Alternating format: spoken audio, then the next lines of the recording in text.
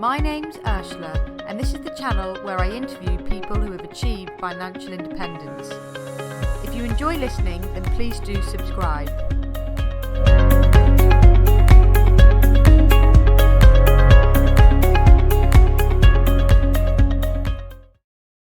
So today I'm talking to Alan, who achieved financial independence at the age of 40. And Alan is a little bit of a celebrity in the financial independence world. So I've got kind of a few questions that I want to ask you, Alan. And first of all, thanks very much for agreeing to take your time out and join us on my show, FIREFighter. It's a pleasure. What like a Sunday afternoon? What else would you want to do rather than like calculate your finances and talk about money? Exactly. And at the time of recording, we are actually currently living through the COVID-19 pandemic. So aside from going out to get your groceries, medicine, and for your daily exercise, there's not really much else we can do anyway. Well, yes, just spend your time calculating your lifetime allowance on your SIP and what you're going to do with your cash and then having some fun. Yes, exactly, which is what we're doing.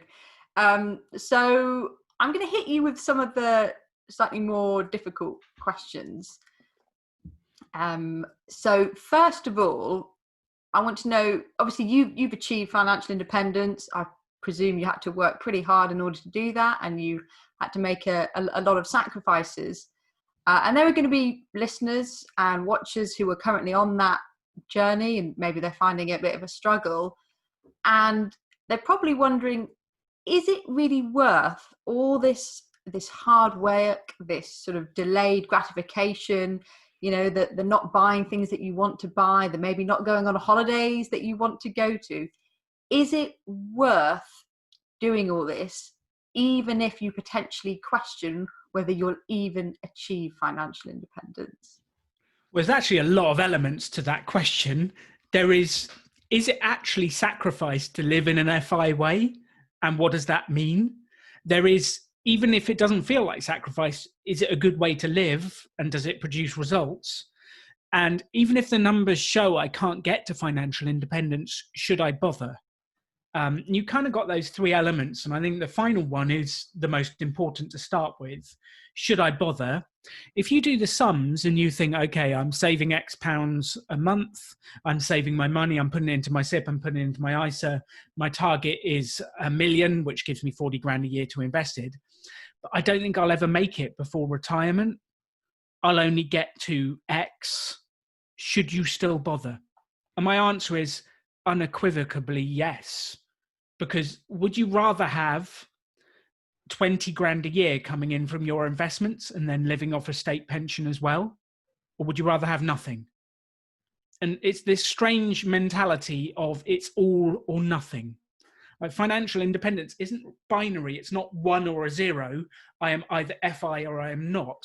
There's all these elements on the path to I've got out of debt. I've saved an emergency fund. I've got 50% of my way there, 75% of the way there. And I think if you're thinking I shouldn't bother doing this just because I'll never get there, then what are you really saying? Give up on life now? Like, what's the alternative? And I think that's crazy. So even if you think you're only going to get 50% of the way there, I would say go for it, because your life will be immeasurably better by following these principles, by living this way, and by sorting out your finances and taking control of your life. Yeah, definitely. And I think you made a really important point there about it not being as binary as sometimes it's presented as being. And sometimes people refer to things as full fat fire. And that's, people who are sort of want to have a bit more of a lavish lifestyle, and they really do want to be able to kind of not work at all. But then other people, maybe it's they sort of want to be able to perhaps just work part-time. So they'll have enough money coming in via investments that they only work 2 or 3 days a week.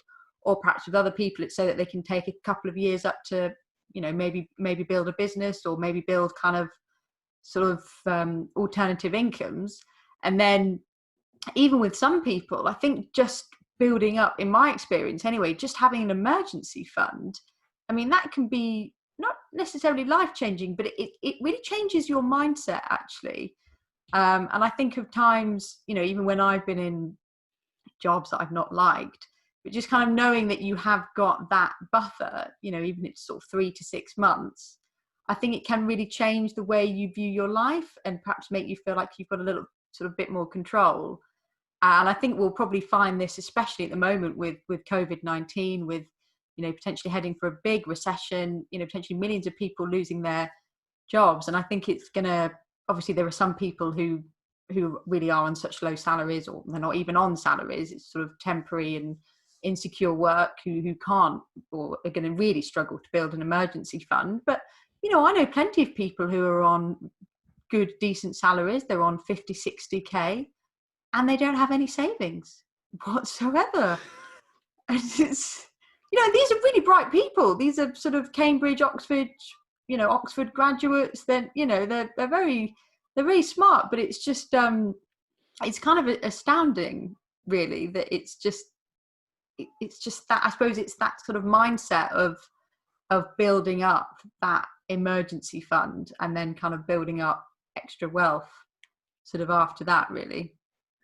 A formal indication, a formal degree, a formal education is no indicator of success in life. I have definitely seen that. I don't have a degree. I barely made it out of college with A levels. It's unbelievable, actually. Just because you've got a degree doesn't mean you're going to do well in life. I've definitely seen that, and like to think I've proved the opposite true in some ways. Yeah, no, I think, and especially as we're going off on a bit of a tangent here, so I'm not going to be too long, but especially, as university is incredibly expensive. I mean, me and my sisters, we all paid different amounts. I paid 3,000, my older sister paid 1,000 a year, and my younger sister paid 9,000 a year. And, we received pretty much exactly the same. And I remember, my mum and dad saying, and they were sort of half joking, but they said, honestly, you'd be better off learning a trade. They were like, they said, we can't get a plumber for love nor money. So you can earn 75 grand a year as a plumber, and it's unbelievable what you can make doing tradescraft stuff. It's no indicator of success. But let's just rewind slightly. There was something you said, and I just wanted to give an example of the way my wife Katie and I thought about this. Katie got to a stage, she was a contractor, her contract wasn't renewed, and we started to think about looking for another one. And we were about 3/4 of the way to financial independence, maybe 80%. And we thought to ourselves, Katie was quite excited about learning music, doing other things. We thought, do you actually need to get another one? If we're 3/4 of the way there, and our target was $1 million, so we had 750K invested, which gives you a 30 grand a year income, and we needed 40 to live off. Well, I was still working. I can plug that 10K gap. And actually, to make 10K a year is not a stretch, particularly for anyone. If you've got yourself 3/4 of the way to FI, you can make a choice. I'll do this to earn 10K, or I'll do this to earn 10K. And it doesn't have to be full-time. It can be part-time. And I'll spend the rest of the time doing hobbies, which is kind of why I think it's not binary. It's not all or nothing. And we made that choice. Katie didn't go back. She actually came to help with my business, PopUp Business School. We did some stuff together. We had a lot of fun. And we made completely different decisions, but because we were already a significant chunk there and we'd saved. And I think that makes a big difference. And then you're right, just having an emergency money, as JL Collins would say, building up some FU money, having that available so that if things go wrong, you've got it. And you can decide, actually, I don't like this job. I'm willing to step away. I've got 6 months of safety to find something else. Or I've got X to do something else. And definitely the thing I found is if you have an emergency fund, emergencies stop feeling like emergencies. And the really interesting thing is they don't actually happen to you as much. I had a friend who had no emergency fund, and it seemed like his car had a new problem every week. And it was like because he didn't have an emergency fund, emergencies were more prevalent in his life. Oh, that's Whereas interesting. I felt like I didn't get any of them. Like nothing was a particular emergency and everything felt cool in my world. And yet it was a crisis a week in his. Yeah. And I think, yeah, emergencies are attracted to people without emergency funds. Yeah, that's definitely a really interesting idea, and a kind of a quite an interesting sort of concept. But just kind of picking up on your point, we're talking about sort of salaries and how much sort of people can earn regardless of whether they've sort of gone to uni or not. Because I suppose another criticism of the FIRE movement is that it's sort of only possible for a certain demographic of people who work in tech, people who work in the city, people who choose or don't have children, mainly men. So what's your take on that? Do you think there's an element of truth to any of that? I think it's complete rubbish. Financial independence is about maths, and maths does not care whether you're a woman, a man, black, white, gay. It doesn't care. Maths does not care. And there's one simple number. What's your savings rate? And if your savings rate is 50%, you'll get to FI in 17 years. And I don't care what sex, location. Actually, sometimes if you're in tech in a city in London, your expenses are probably very high. Yeah. If you live in Barnsley and you've got a decent job, you can live very cheaply. It has a different way of living. Yeah. I actually think there's advantages. If you can get a reasonable job and live, I don't know, wherever it is. I'm just picking on Barnsley because I have a friend there and I know what he lives on. And his 4-bed house with an acre of land is cheaper than my 2-bed flat in Basingstoke. I'm kind of shocked by this at times, and I think people don't really think about it. But financial independence is a mathematical equation. Work out your numbers, and then you can improve how much you earn, reduce how much you spend, and that will give you a clear number of how many years it takes to get there. I don't care who you are or what you do. It is possible if you start to make smart choices and know your numbers. Yeah, and I think you make some really prescient points there. And funny enough, the point you made about living elsewhere, I was just out on a walk with my partner earlier, and I always go on Rightmove so we live in London at the moment, but I'm sort of looking to buy, and sometimes I do think, oh, should I just leave London? And I started looking at places in Lincolnshire. Not that I particularly want to live in Lincolnshire, but I just thought I'd look into it. And I think I saw like a 9-bedroom Queen Anne Georgian house for about 450 grand. And it's like, well, I mean, that's sort of almost the going rate for a 2-bed flat in London. And now I'm not That's half the going rate of a 2-bed flat in parts of London, maybe even less. Yeah, oh, definitely. Especially parts of central London and zone 2. But it did kind of make me realise that you can, if you could get a decent, reasonably decent paying job outside of London or even outside of the southeast, you can live a fairly, you can have an easier time of it financially because things are, property in particular is a lot cheaper. But then I suppose it's, it's the lifestyle. Do you want to be away from friends and family and all of that ties into it? But I definitely agree with the fact that I think you do have to be imaginative, and you perhaps do have to think about how you can structure your life in a different way in order to sort of build up, your FI pot, I suppose. Well, there might actually be something good that comes out of this whole coronavirus thing, and people are being forced to work from home, and companies are being forced to figure out how that happens. And if you are one of those people who's forced to work at home and you've enjoyed it and it worked and the company likes it, all of a sudden you're going, well, I'm in a whole new world of possibilities here. Yeah. I could live anywhere. And I think geographic arbitrage is one of the most powerful tools towards financial independence as you go forwards. And it is incredible the difference of what you can spend based on where you live and what you do. And I think there might actually be a whole new tool for a whole new generation of FI followers coming out of this. Yeah, definitely. And I think because it's a lot harder for companies to say, oh, we don't do remote working, if, when we've all been, I mean, I've certainly been, remote working for nearly 2 months. And it's, I think some people really like it, perhaps other people don't. Other people are less fussed about it, but you certainly can't argue that it can't be done. For certain industries, obviously there's always going to be some industries where, nursing or whatever, where people do have to be there. But also from a company's perspective, all of a sudden you can shave a lot of money off your overheads if you're not having to rent out or purchase. Yeah, exactly.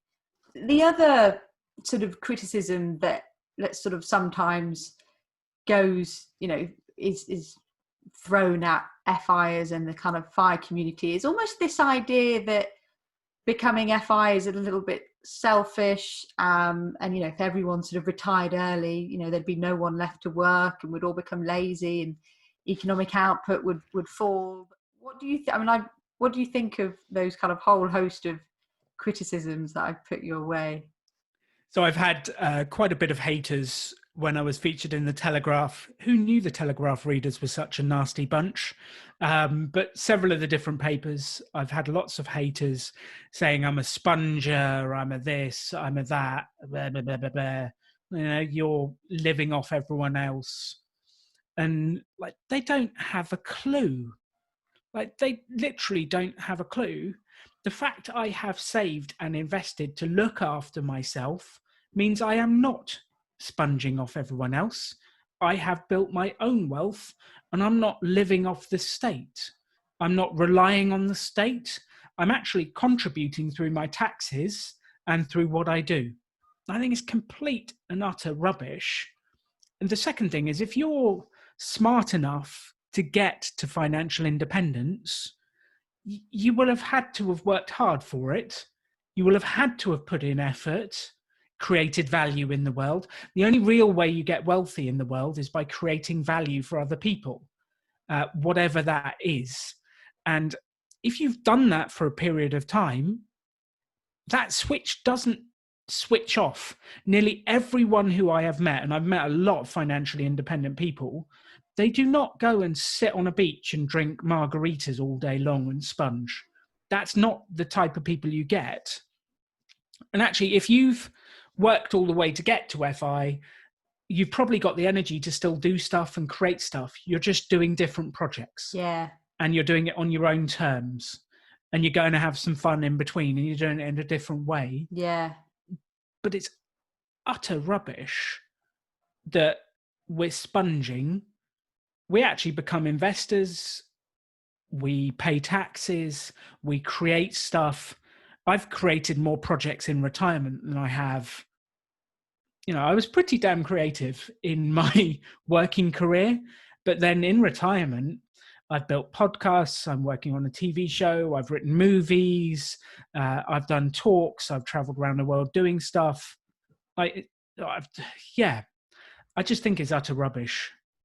Yeah, I always think I'm quite surprised actually that you kind of got that reaction from the Telegraph, because I suppose I would have thought stereotypically the kind of people who read the Telegraph would have been people who perhaps, are fairly financially savvy and, would be in a position financially to achieve financial independence or, have comparatively high salaries. And yeah, I mean, if anything, I think of FI and financial independence is being really empowering actually. And like you say, it's not, you have to be a certain type of person. You have to have a certain type of mindset in order to commit yourself to doing that. I think there's a lot of jealousy. So you said that your average Telegraph reader is good with money. I would argue your average human is very bad with money. And I don't care what paper they read. A Telegraph reader, a Sun reader, a Daily Mail reader. Your average person doesn't save. They don't have an emergency fund. They don't understand investments. Your average person doesn't really think about money, and they rely on a pension that they've not really thought about for years, that may or may not come from the government or their employer. And I think there's a huge amount of jealousy around this stuff, where people go, well, I never did it, I feel bad about it, I'm just going to attack the person because I don't think it's fair that they've been able to. Well, we've all got equal opportunities. Yeah, I think there's just a lot of people almost back away from learning about, the moment you say finance, people sort of back away. That's I'm not a numbers person. I'm not, I don't. I don't pensions. I don't get those stocks and shares, and it's almost. And on one level, obviously, I can understand that. I'm not particularly a maths person myself. So on one level, I kind of understand perhaps there's a bit of a reticence and a hesitance amongst people. But so I think you're right. I think it's also a little bit of defensiveness of sort of, oh, well, and maybe a kind of a slight guilt because they perhaps think, oh, this is probably something that I should know about, really. They should absolutely know that stuff. And I would ask that question of your audience and anyone listening to this. If I asked you right now, how much is in your pension? Could you tell me? And if you can't, something's wrong. And can you tell me what it's invested in? Well, if you can't, something's wrong. And actually, let's go right up to the top. Can you tell me your net worth? But that's a number we should all know and should track each month, because what gets measured gets improved. Yeah. And every month, Katie and I sit down and we have a monthly finance meeting where we look at what's our net worth. Has it grown or has it decreased? It's been painful for a couple of months, but we can come back to that. What have we spent? What added value to our lives? What was a waste of money? And we spend a couple of hours thinking about finances every single month. And then we do it again the next month and we compare. And we're constantly thinking about that. Only once a month. I mean, people think, oh God, do I have to constantly think about finance? No, once a month. Yeah. And if you can't do that, you're in trouble. But if you're not tracking it, how can you know? How can you improve? So to everyone who's listening to this, do you know what your net worth is? If not, do it now and work out the figures. Yeah. And also, I suppose if you are financially tied to someone else, whether that's a partner or a husband or a wife, I think, do you know what their figures are? And do you know what, do you know what their view of money is as well? Because I think that yeah, but I mean that can be a tricky thing with a lot of relationships, I suppose. Are you on an FI journey by yourself, or are you on an FI journey with someone else? And how does that work, I suppose? And I suppose tied into that is, I think some people would say, and this slightly ties into what we were saying earlier, is that FI can seem like a bit of a tough mountain to climb, very much one about deferring gratification. And that could potentially be harder if perhaps you're with someone who's got a different view of FI, or someone who's got radically different perspective on sort of how much money they want to have when they retire, or even if they want to sort of achieve FI at the same time as you. But I guess in your experience, are there any downsides to achieving FI? And I suppose I'm thinking about maybe some of the compromises that you had to make. Well, I think there's some assumptions in your question that you're assuming that all FI is deferred gratification, that you can't have fun along the way. And if that's the way we look at it, how are we going to get anyone to spend 10, 20 years getting to financial independence and delaying all gratification? And that is definitely not the message that I would like to give. You can have fun along the way. It's not like I said, okay, I'm stopping having fun and I'm saving everything until I get to FI. I still had fun. I like doing stuff. Yeah. And you don't have to do that. I think let's take it down from a very top level to a micro example. Let's say you've got a free Saturday. You've got a free Saturday and there's a whole bunch of options you could do. You could go for a picnic in the park. You could go for a cycle ride. You could go to an expensive show in London. You could go out for dinner with all your friends. You could cook in for your friends. Yeah. Design a board game for your friends. You've got a whole bunch of options. If there's 2 or 3 that give you a similar amount of pleasure, but one of them's free, why not choose the free one? And that's not saying you're not having fun, because you can still have incredible fun. I love to cook. And one of the things I love to do is go to my friend's house, Jane and Jamie, and I make us all breakfast pizza.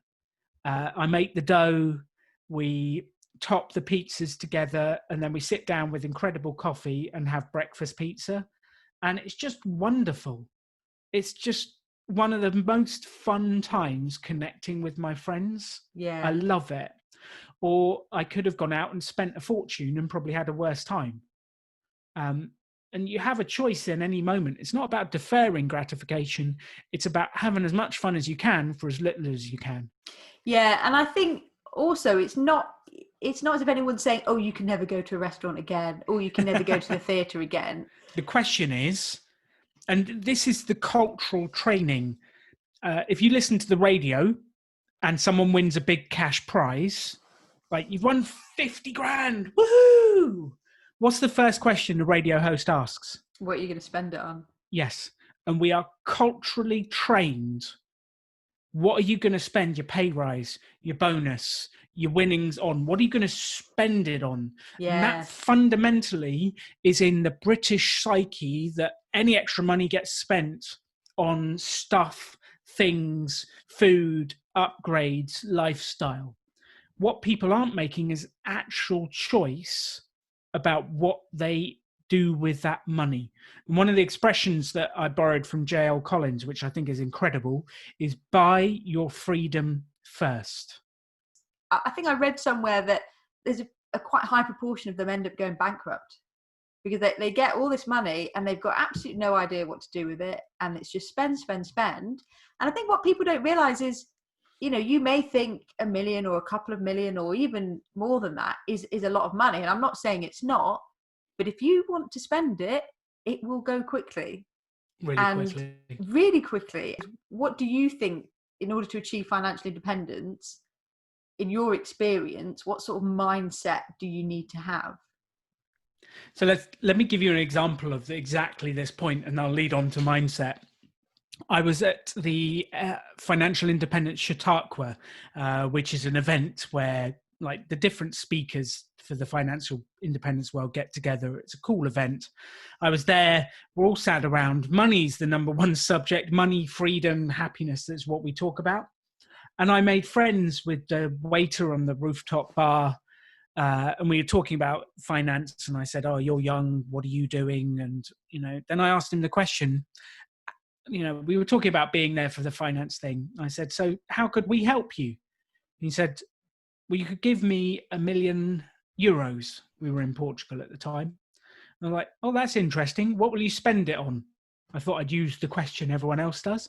And he said, well, I buy a house, I buy a car, I go on some nice holidays.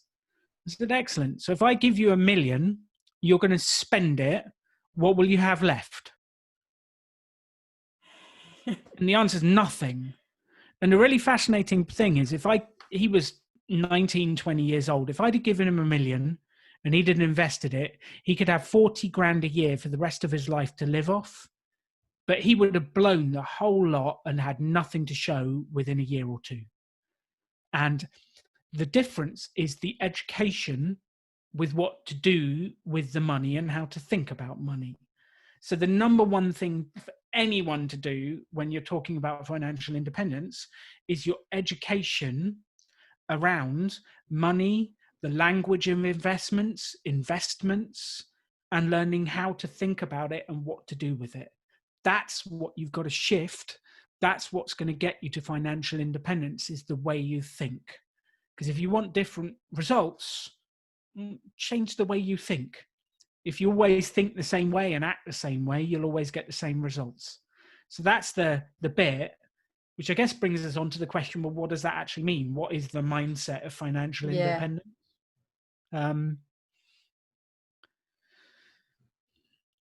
Number one, finance is something you can learn about. And to start with, it'll seem really complex. And then the more you learn, actually, the simpler it gets. But you have to go through that learning curve to get there. The finance industry actually earns money by making it seem complex. Because if it wasn't complex, you wouldn't need an expensive advisor. But the more you learn, you actually realize it's not that complex. There is a way to do it very, very simply without the expensive advisor, if you just put your time into reading and learning and growing and getting over it.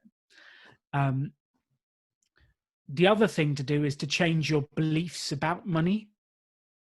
And I would definitely, there's an exercise I'd love to give your audience, which is write a letter to money. So get out a piece of paper or your laptop, if you're modern and funky or whatever, do it on voice type on your phone and start with "Dear Money," and then write a letter to money. "Dear Money, there never seems to be enough of you at the end of the month. Dear Money, you seem to disappear when I need you the most. Our relationship seems fraught. I'm desperate to have you, but you run away from me." Sounds like a relationship going bad.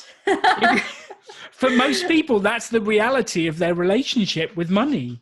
And it's really interesting. If you talk to people, how is your relationship with money? If you've got a bad relationship with money, how do you expect it to hang out with you? It's going to run. It's going to leg it, or you're going to indulge in self-sabotaging behavior and spend it, blow it, give it away, do it in bad investments. If you don't have a good relationship with money, how can you expect it to hang out in your life? Yeah, definitely. That's really interesting. I think, I hope listeners and watchers will find that money exercise really, really useful. That I've never considered it in those terms before, and I've never really thought about writing a letter to money. But I think your beliefs, I think that is a really important thing. And I know, I mean, for me personally, I sometimes feel that I don't, maybe this comes from my family a little bit. My parents have always, they invested well, don't get me wrong, but they've always been very cautious about money, but in a good way, but also in a, oh, we don't have enough. We don't have enough. We don't have enough. And I think I'm trying to change my thinking to sort of want a kind of a bit more of abundance rather than that constant, oh, I haven't got enough. It's something that I struggle with. You know, I need more. And I think when people really analyze the way they view money and their relationship with money, I think people can come up with all sorts of, and discover that actually maybe their relationship or even their view about money isn't quite as helpful as it could be. And it's not necessarily helping them, but maybe it's holding them back. I would definitely say to everyone, write that letter and see what it is. And if you write that letter now, maybe even write a letter once a year to money and see how you communicate with it and your relationship with it changes over the years. Because now when I write that letter to money, it's "Dear Money, thank you for hanging out with me. Thank you for allowing me the opportunities in the world. Thank you for giving me opportunities and freedom. I have an incredible relationship with money. It looks after me and I look after it. And we're doing well together. We're doing very well together. And it might seem daft because it's an inanimate object. That's all it is. But I tell you what, the stuff that is given to you by your parents and culturally, people have some very strong views of money. Money is the root of all evil. It takes money to make money. Money doesn't grow on trees. It's utter rubbish. Money literally is made from trees. Like, it's a load of rubbish, these sayings that we have, complete rubbish. And I've spent the last 10 years trying to smash those beliefs in different areas. Like the whole thing of it takes money to make money. Have you heard that one? Yes. Yeah. Do you know who wrote it first? No, I don't. It was a Roman playwright. He was writing a comedy and it was a joke. Because it takes money to make money. That's literally like, it was written as a joke, and yet it has stayed culturally as a belief. And it does not take money to make money.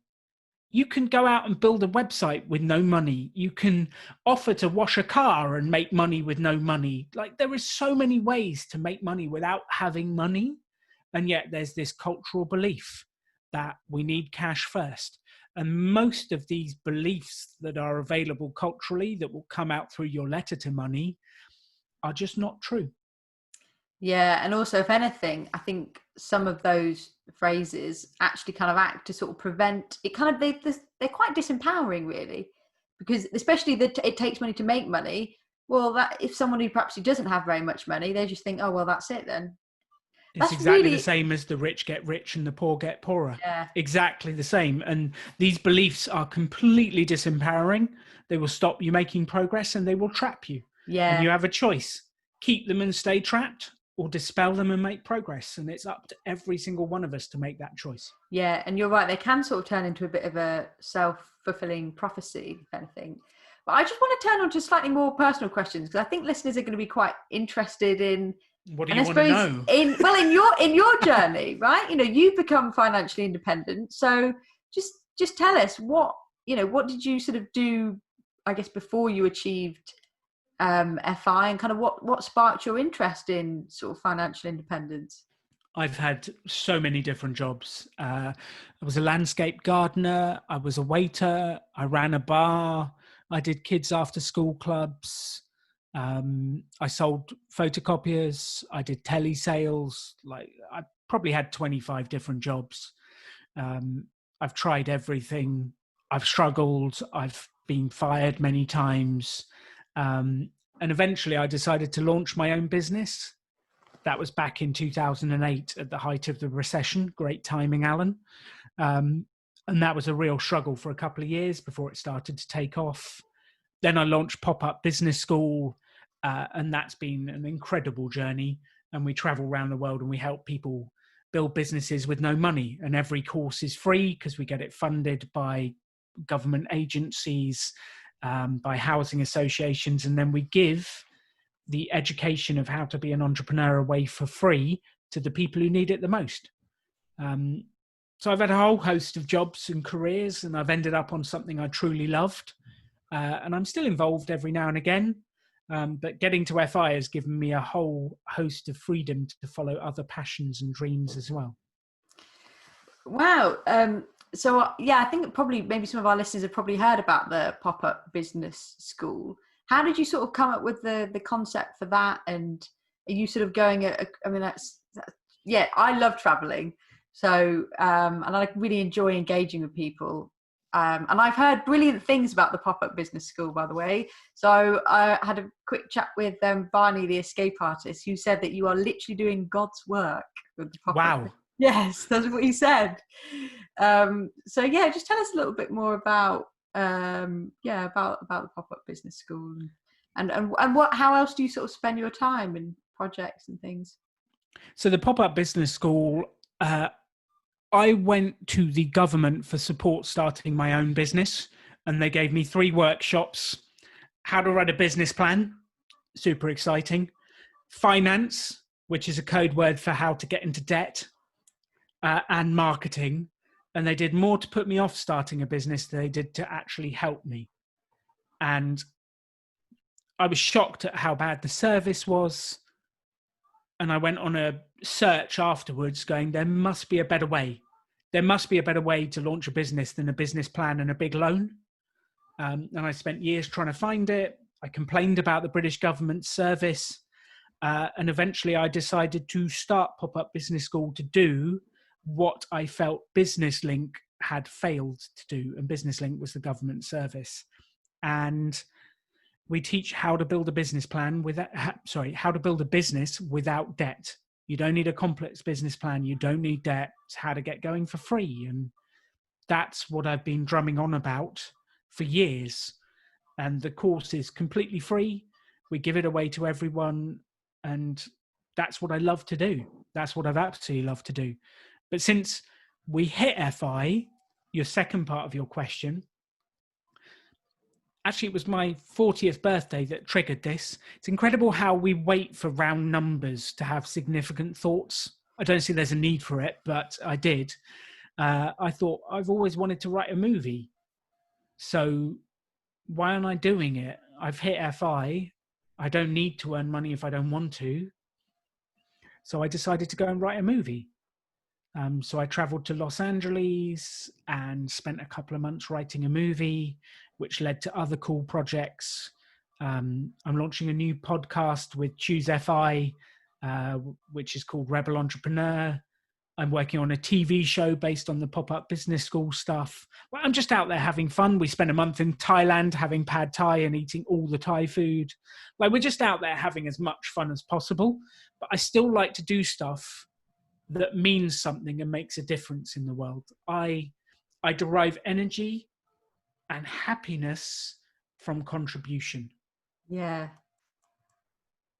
Well, that sounds, from a personal perspective, that sounds like an ideal life. It's that kind of mix of, contributing and really having a purpose, knowing your why, but also, being able to kind of spend a month in Thailand rather than sort of, this is my 2 weeks sort of main holiday that I've got, and that's it. Just having that control over your own life. Yes, and we went to Thailand. We hung out with Christy and Bryce from Millennial Revolution for a month. We had an amazing time. I ate out every meal. I had so much fun, and I spent half what I would have done in the UK. So it's really interesting when you get to financial independence. Sometimes your costs go down and you realize you didn't even need half the money you thought you did. Yeah, and also I guess there is a cost to working as well. You think of, obviously not at the moment, but usually the commuting cost, the car, the train, the amount of money that people spend on railway, rail season tickets is astronomical. And then your suit or whatever, if you have a place where you have to look smart, you spend all money on that. And then obviously, a lot of people don't necessarily make their own lunch, or they don't think they have time to make their own lunch. So it's more takeaways, it's more fast food. And you're right. There is a real cost to work that people don't think about. So I just want to finish on sort of a final question, which is, what surprised you about achieving FI? As in, is there anything that you felt or experienced or observed that you kind of thought, I wouldn't have expected to feel this or to think this or to have observed this? What surprised me?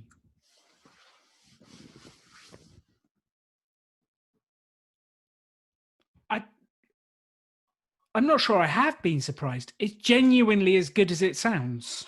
Like, it sounds amazing, and it is. That having the freedom to go, I don't care about any of this stuff. I want to do this, this, and this.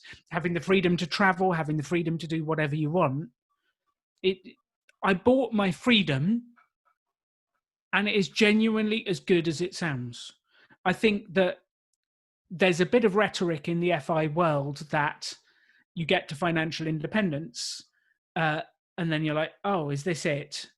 And I think there is an element of that for your average person who reaches it, because they haven't figured out, they've been in a job that got them there, and they haven't figured out what's their passion, what they're into, what they want to do. But I never had that, because I'm so excited about life and doing things. I got to FI and I was like, wow, I can write movies, build podcasts, do TV shows, like I can travel the world. And I've just been, up until having my wings clipped by this virus, I have been out there living life, and it has been generally amazing.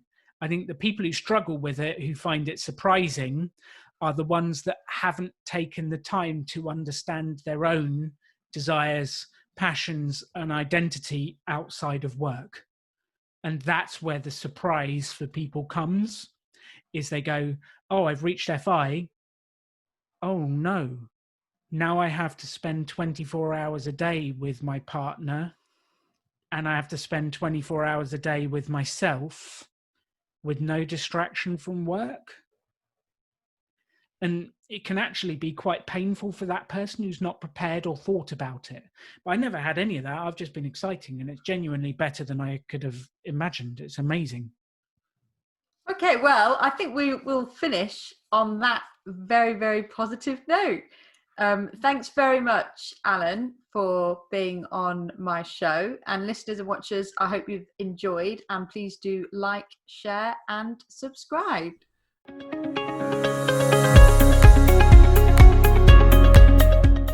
Thank you for listening. If you've enjoyed this interview, then please do subscribe to my channel.